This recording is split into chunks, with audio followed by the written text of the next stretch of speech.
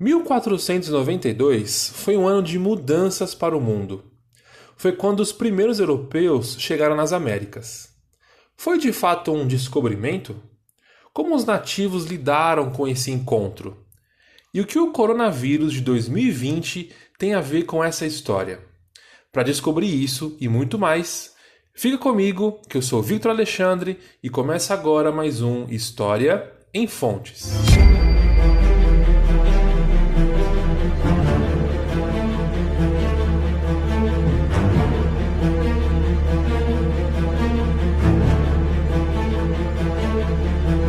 Pessoal, chegamos em mais um programa do nosso querido podcast e esse é o 10º episódio.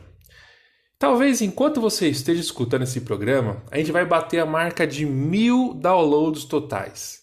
É uma marca muito expressiva para um podcast tão novo e de educação e realmente uma grande conquista. Então, meu muito obrigado a você que está me escutando, a você que compartilha com seus amigos e comenta lá na nossa página do Instagram. Eu espero ir junto com você por mais muitas outras edições. Mas vamos ao que interessa, que é falar de história. Portugal e Espanha formavam as duas grandes potências econômicas do século XV e XVI.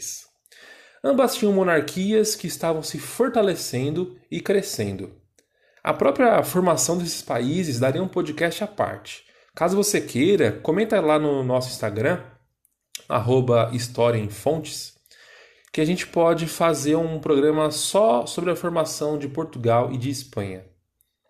Esses dois países conseguiram formar a dianteira no processo de expansão marítima por alguns motivos bem específicos. Portugal, por exemplo, nesse período, não estava envolvido em nenhuma guerra, enquanto a Espanha estava lutando para expulsar os mouros do seu território. A Inglaterra e a França estavam colhendo as consequências da Guerra dos 100 Anos. Existem muitos historiadores que dizem que um dos motivos da entrada tardia de países como Inglaterra, França e Países Baixos nas expansões marítimas são justamente essas guerras. Bom, Portugal e Espanha têm uma vantagem geográfica. Ambos têm uma boa parte da sua costa para o Oceano Atlântico Norte.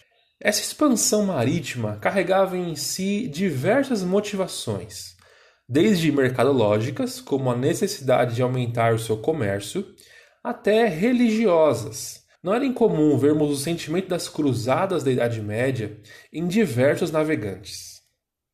Bom, eu estou falando em expansão marítima, mas o que é isso? Podemos entender esse conceito como a necessidade de conectar diferentes lugares do mundo, conhecido na época, por viagens a barco. Expandir os mercados, expandir as redes comerciais. A grande inovação desse período foi a descoberta de uma rota que chegasse ao Oriente, mais especificamente ali à Índia. Essa rota era feita contornando a África. O que levava os europeus a atravessarem milhares de quilômetros em seus navios eram as especiarias. Essa palavra vem do latim specia, que significa substância ativa e valiosa. Essas especiarias eram usadas principalmente em remédios, perfumes, temperos e na conservação de alimentos. Se você soubesse a quantidade de guerras que foram travadas por conta dessas especiarias, você nunca mais usaria sazon para fazer comida. Isso é um fato. Bom, no ano de 1492, o rei Fernando da Espanha patrocinou uma expedição de Cristóvão Colombo para também chegar ao Oriente. Mas Colombo não faria isso pela mesma rota dos seus concorrentes, os portugueses, que era contornando a África, como eu disse. Olha, por incrível que pareça, nessa época já se sabia que a Terra não era plana. E o plano de Colombo era chegar ao Oriente dando a volta em torno do mundo, ou seja, saindo da Europa e partindo na direção oeste.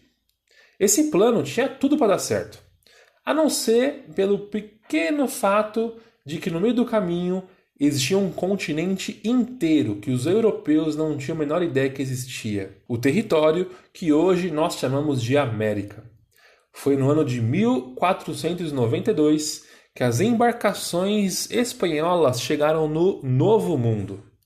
Podemos dizer que foi nesse ano, 1492, que o mundo mudou. Crenças que existiam até ali teriam que ser mudadas, mercados e sistemas econômicos também seriam transformados. Essa data, inclusive, é um dos marcos divisores da Idade Média para a Idade Moderna. Temos a partir de agora o choque cultural, religioso e social entre dois mundos.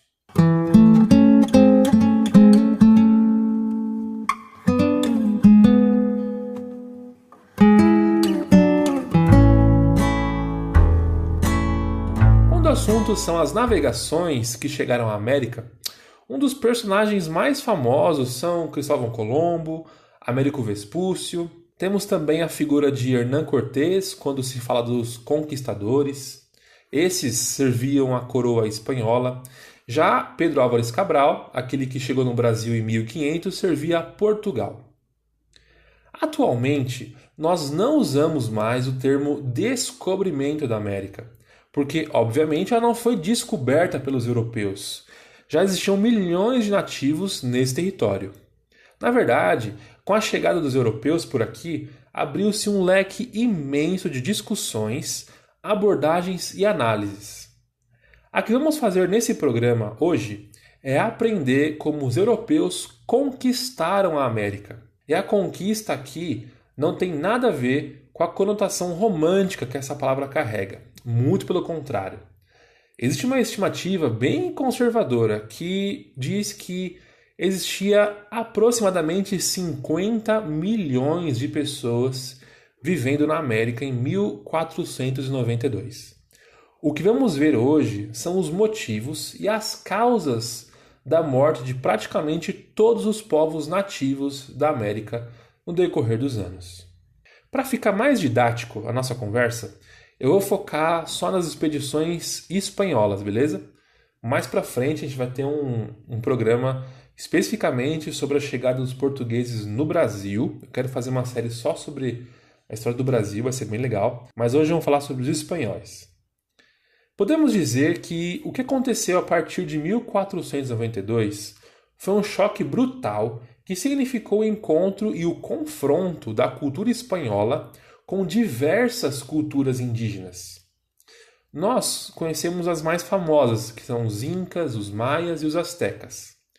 Mas as etnias nativas eram muito mais plurais que apenas essas três. Aqui no Brasil, nós tínhamos um dos maiores especialistas no assunto, que é o historiador João Manuel Monteiro. Ele faleceu em 2013, ele foi professor da Unicamp. Ele era tão bom, para você ter noção, que simplesmente é impossível você estudar qualquer assunto que envolva povos indígenas, principalmente na região que hoje é o Brasil, sem ler João Monteiro.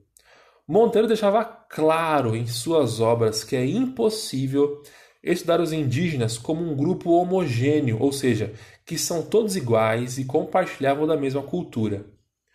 O exercício que a gente precisa fazer é entender que se tratam de povos distintos, com hábitos distintos e com culturas próprias. A Espanha foi responsável pela tentativa de colonização em maior parte do território. Começaram pela América Central e foram indo para o sul. Nós temos uma fonte que eu vou compartilhar com você aqui na descrição, que é a carta de Hernán Cortés enviada ao rei da Espanha.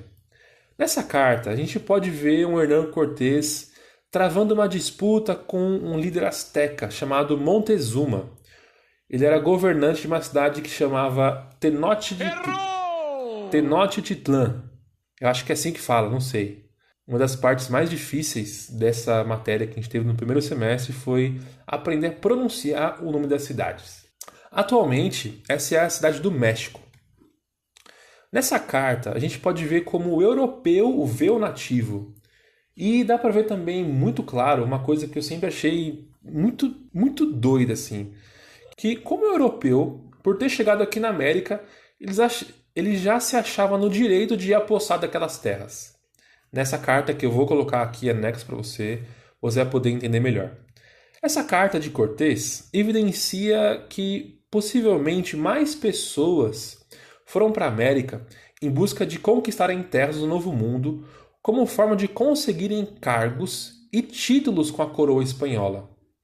Quando lemos hoje, com o olhar de hoje, dá para ver um pouco que Cortés era, entre aspas, puxa-saco. Em várias partes do seu relato, ele diz que tudo o que ele fez foi em nome da coroa. Inclusive, é através dessa fonte que conseguimos entender como o encontro entre os europeus e os nativos foi muito violento.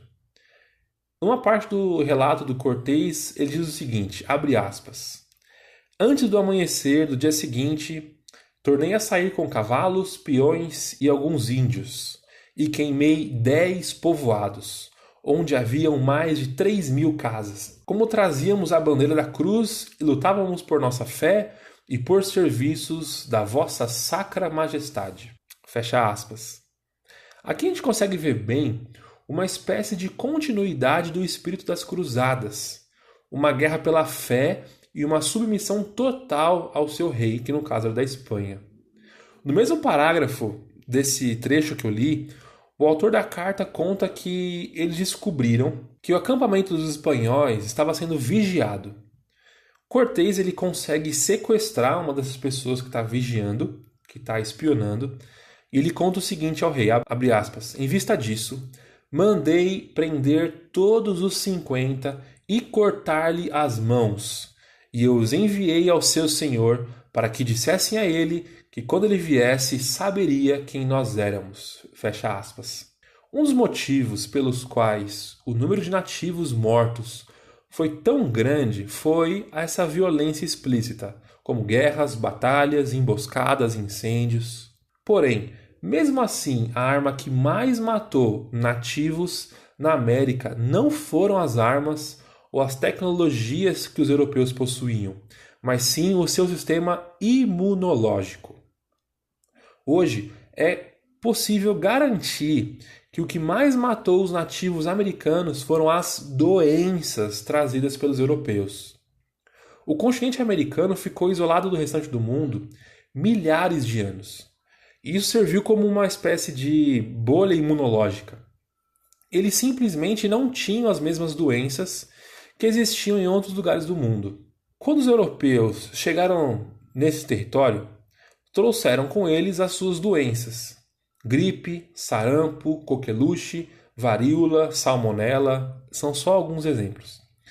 Existe uma estimativa de que as doenças trazidas pelos europeus mataram 90% dos nativos ao longo dos anos. Quando lemos a carta que Hernán Cortés escreve ao rei da Espanha, fica claro que os espanhóis encontraram um território ocupado por civilizações organizadas, grandiosas, ricas em cultura e complexidade.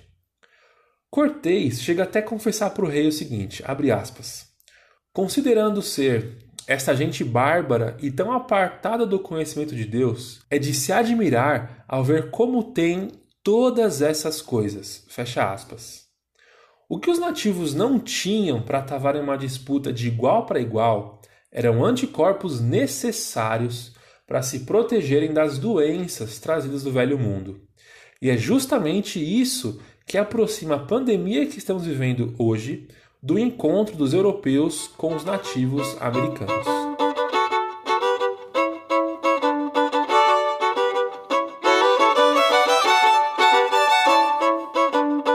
Hernán Cortés encontrou na cidade que Montezuma liderava, Tenochtitlan, um imenso império. Atualmente, a Cidade do México é o maior sítio arqueológico do mundo e pode comprovar a imensidão do que um dia foi aquele território. Porém, não bastou aos nativos terem cidades desenvolvidas, esquemas de proteção. As doenças foram mais implacáveis do que qualquer arma europeia. O ano de 2020 será marcado na história como o primeiro ano do coronavírus no mundo. Uma doença que teve início na China e em poucos meses já infectou praticamente todos os países do mundo. Um dos fatos que permitem essa disseminação tão acelerada tem a ver com as nossas próprias tecnologias. Nunca se viajou tanto e tão rápido na história da civilização. Uma pessoa infectada, por exemplo, ela pode cruzar o planeta em menos de 24 horas.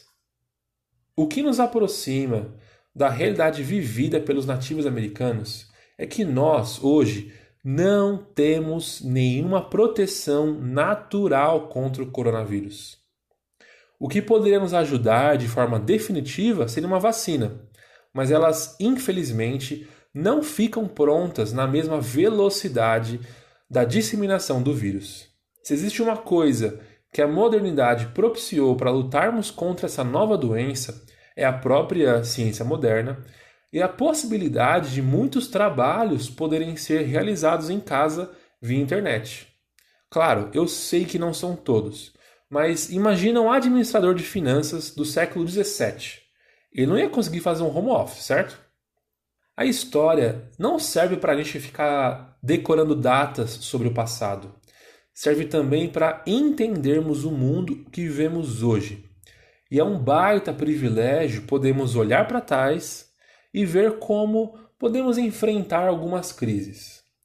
Hoje eu trouxe um panorama bem breve da conquista da América para te mostrar que da mesma forma que os nativos não tinham a menor chance contra a gripe que pegaram dos europeus, o nosso corpo hoje ainda não tem as proteções naturais ou medicinais necessárias para enfrentar um número grande de mortes pelo coronavírus. Por enquanto, o que nós sabemos é que o distanciamento social é a única forma efetiva, é a única arma efetiva contra o espalhamento exponencial do vírus.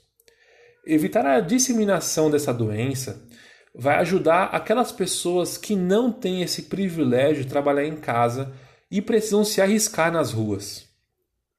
Então, se você pode ficar em casa, você deve ficar em casa. Afinal, a gente precisa estar vivo para continuar fazendo história. Então, trate de ficar vivo e cuidar para que menos pessoas se contaminem. Fiquem em casa.